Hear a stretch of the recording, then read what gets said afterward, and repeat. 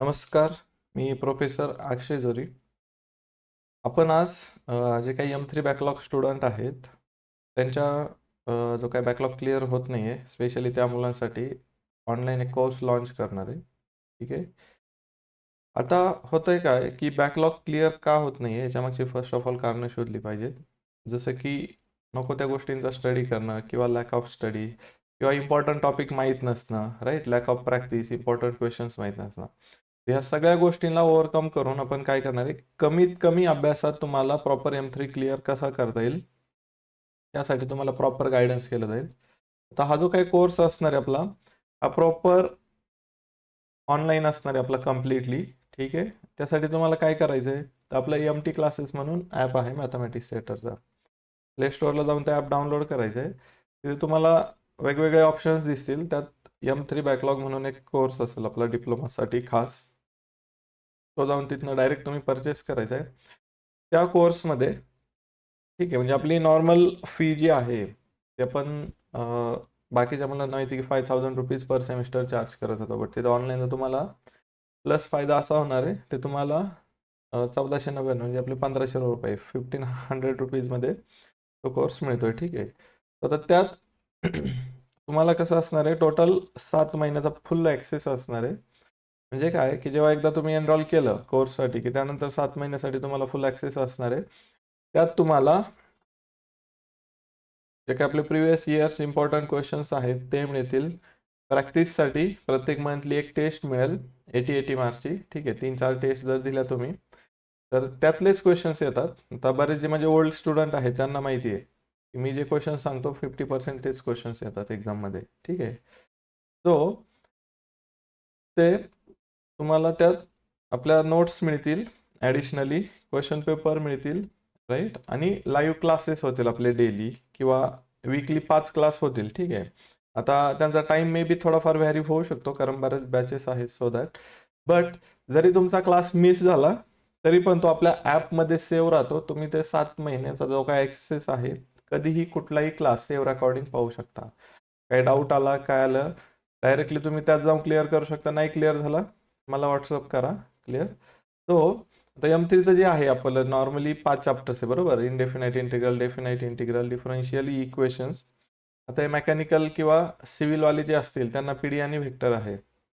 IT कम्प्युटरवाले त्यांना काय stat आणि प्रोबॅबिलिटी आहे. तर आपल्याला पाहिजे 40 मार्क्स पासिंगसाठी. ठीक आहे. मी युनिट टेस्टला जसं 0 मार्क्स असं कन्सिडर करतो. आपल्याला पाहिजेत पासिंगसाठी 40 मार्क्स. तसं जर पाहायला गेलं ना, तर एकटा इनडेफिनाइट आणि डेफिनाइट इंटिग्रल ऑलमोस्ट तुम्हाला 30 मार्क्सपर्यंत घेऊन जातात. का?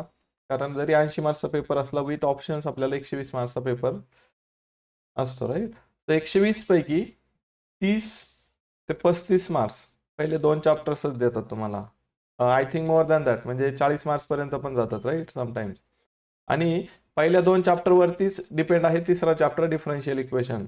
पहिले 3 चॅप्टर केले ना तुम्ही 60 मार्क्स आरामात पाडू शकता आउट ऑफ 80. ठीक आहे. 60 मार्क्स आउट ऑफ 80. मी बऱ्याच मुलांना लास्टचे 2 चॅप्टर सजेस्ट पण करत नाही. का माहिती आहे का? आता PD ठीक आहे. PD हा डिफरन्शियल इक्वेशनला लागू नये. But vector again different concept आहे. जेव्हा जेव्हा तुम्ही इंटिग्रेशन प्रॉपर लर्न करता, तिथनं परत स्विच व्हायला परत प्रॉब्लेम येतो. नवीन कॉन्सेप्ट लाईकवाईज. मग समटाईम्स मुलं काय करतात, की एकट्या व्हेक्टरवरती जातात. बट ज्यांना येस युनिट टेस्टला 20 मार्क्स आहे, 20 आउट ऑफ 20, त्यांच्यासाठी एकटा व्हेक्टर चॅप्टर बास आहे. ठीक आहे.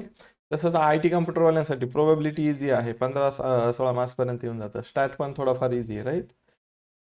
सो माय सजेशन असंच आहे प्रत्येकाला, की जर तुम्हाला M3 क्लिअर करायचं आहे, आपण फर्स्ट 3 चॅप्टरवरती जास्त फोकस केलेलं बेटर राहील. तुम्हाला इथं 5च्या 5 चॅप्टर शिकवले जातील, नो डाऊट. बट त्यात तुमचा इंटरेस्ट शोधायचा आहे. कुठला आहे, कुठलं चॅप्टर 1, 2, 3, 4, 5 पैकी तुम्हाला कुठलं आवडतंय त्याच्या रिगार्डिंग.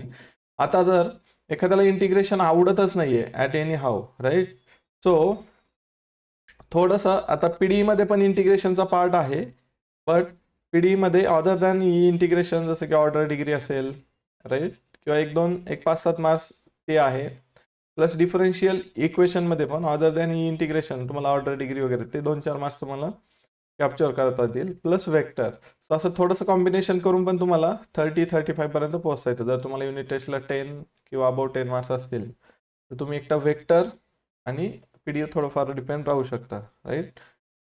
बट जर तुम्हाला 40 मार्क्स टार्गेट करायचे असतील तर इंटिग्रेशन शिवाय ऑप्शन नाही.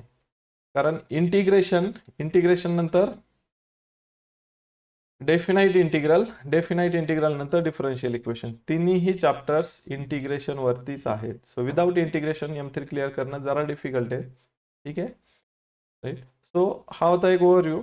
आता M3 नंतर M1 आणि M2 जे काय आपले आहेत रेग्युलरचे, जे आता NEP नुसार के स्कीम आली, आय थिंक सो तुम्हाला के स्कीम नुसार जो काही सिलेबस असेल त्याच्या पण आपण रेग्युलर बॅचेस लवकरच अनाऊन्स करतोय, ठीक आहे. सो ज्यांना कुणाला M3 बॅकलॉग, आता हे ओल्ड सिलेबस वरती आहे स्पेशल, ठीक आहे. सो जे मुलं आता थर्ड इयरला आहेत, शक्यतो थर्ड इयरला गेलेले तर नवीन एज्युकेशन पॉलिसीमध्ये झाले असेल, ज्यांचं थर्ड इयर आता झालंय बट M3 बॅकलॉग आहे, किंवा गेल्या वर्षीचे मुलं जे पेंडिंग आहेत 1 इयर M3 मुळे वायडी लागलंय, स्पेशली अशा मुलांसाठी खूप मोठी संधी आहे, ठीक आहे, तुमचं M3 क्लिअर करण्याची. सो काय नाही करायचंय, MT क्लासेस ॲप डाउनलोड करा, तिथनं जाऊन डायरेक्ट रजिस्ट्रेशन केलं की सगळे कोर्सची लिंक कोर्सचं डिटेल्स तुम्हाला येतील, तिथनं डायरेक्टली तुम्हाला बाय करायचंय. 7 मंथसाठी तुम्हाला ॲक्सेस राहील, ठीक आहे. काही डाऊट वाटला डायरेक्ट मला कॉन्टॅक्ट करू शकता तुम्ही.